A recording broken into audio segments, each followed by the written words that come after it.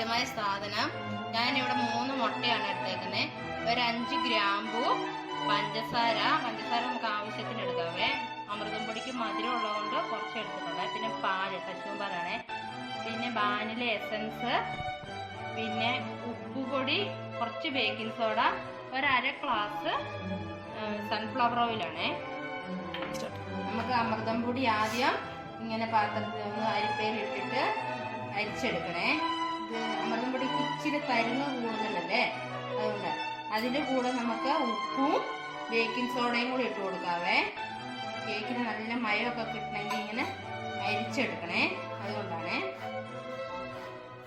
നമുക്ക് പഞ്ചസാര ഒരു 4 സ്പൂൺ ഇട്ടിട്ട് പൊടിച്ചെടുക്കാവേ. അതിൻ്റെ കൂടെ ഗ്രാമ്പൂവും കൂടി ഇട്ടിട്ട് നല്ലോണം പൊടിച്ചെടുക്കാവേ.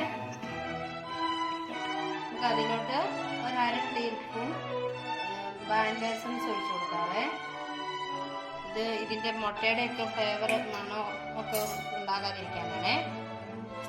നമുക്ക് ഇതിലോട്ട് മുട്ട പൊടിപ്പിച്ച് ഒഴിക്കാവേ. മുട്ടത്തോട് വേണ്ട കേട്ടോ, എൻ്റെ കയ്യിൽ നിന്ന് അറിയാതെ മുട്ടത്തോട് താഴോട്ട് വീണതാണേ, ഞാനതെടുത്ത് കളഞ്ഞു കേട്ടോ. നമുക്ക് ഇതിലോട്ടൊരു 3 സ്പൂൺ പാലൊഴിച്ചു കൊടുക്കാവേ. ഇതിലോട്ട് നമുക്ക് ഇനി 1/2 ഗ്ലാസ് സൺഫ്ലവർ ഓയിൽ ഒഴിച്ചു കൊടുക്കാവേ. ഇതെല്ലാം കൂടെ കൂടി നമുക്ക് ഒന്നും കൂടെ മിക്സിയിലിട്ട് അടിക്കാവേ. നമുക്കിനി ഇതൊരു ബൗളിലോട്ട് മാറ്റി വെക്കാവേ.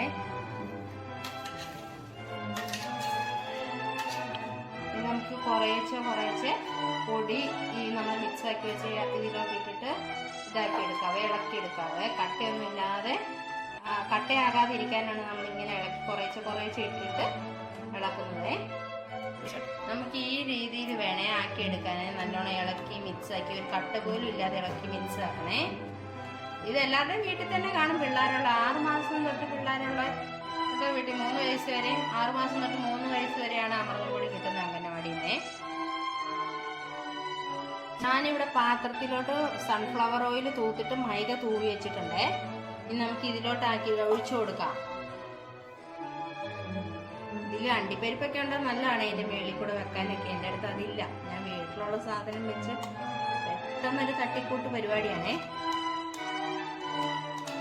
നമുക്കത് കഴിഞ്ഞ് ഇങ്ങനെ ഒന്ന് തട്ടി കൊടുക്കാവേ. ഇതിൻ്റെ ബൗളുകളൊക്കെ ഉണ്ടെങ്കിൽ ഒന്ന് ഇത് പൊട്ടിപ്പോവാനേ. എന്നിട്ട് ഞാനിവിടെ കുക്കറിൻ്റെ അകത്താണ് ഉണ്ടാക്കുന്നത്. നമുക്ക് ഓവനും കാര്യങ്ങളൊന്നുമില്ല. കുക്കറിൻ്റെ അകത്ത് ഞാൻ ലേശം ഉപ്പുകല്ല് തൂവിയിട്ട് തിരികെ വെച്ചിട്ടുണ്ട്.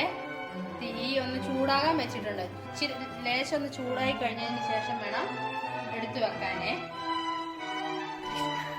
ഇങ്ങോട്ട് ഇറക്കി വെക്കാവേ.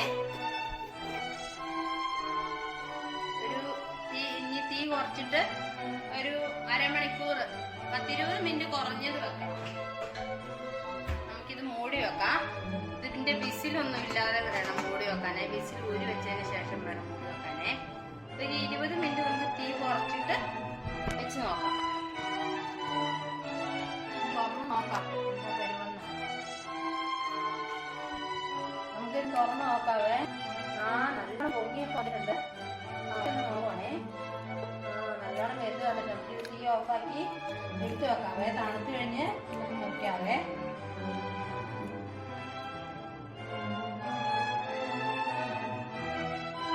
ഇതൊന്ന് തുറന്ന് നോക്കാവേ എന്തായെന്നേ. ഇതൊന്ന് കുത്തി നോക്കാം വെന്തോന്നാ. നല്ല സൂപ്പറായിട്ട് വെന്തിട്ടുണ്ട്, നല്ല പൊങ്ങി വന്നിട്ടുണ്ട്. നമുക്കിനി ഇതൊന്നും എടുത്ത് തണുക്കാൻ വേണ്ടി വെക്കാവേ. തണുത്തതിന് ശേഷം നമുക്കിത് കട്ട് ചെയ്യാവേ. കേക്ക് റെഡി ആയിട്ടുണ്ട്. നമുക്കിതൊന്ന് കട്ട് ചെയ്യാം. എങ്ങനെയുണ്ടോ നോക്കാം. നല്ല സോഫ്റ്റാണേ. ഇതെന്താ കത്തി തൊടുമ്പോഴേ താന്നു പോകുന്നതേ അറിയുന്നില്ല.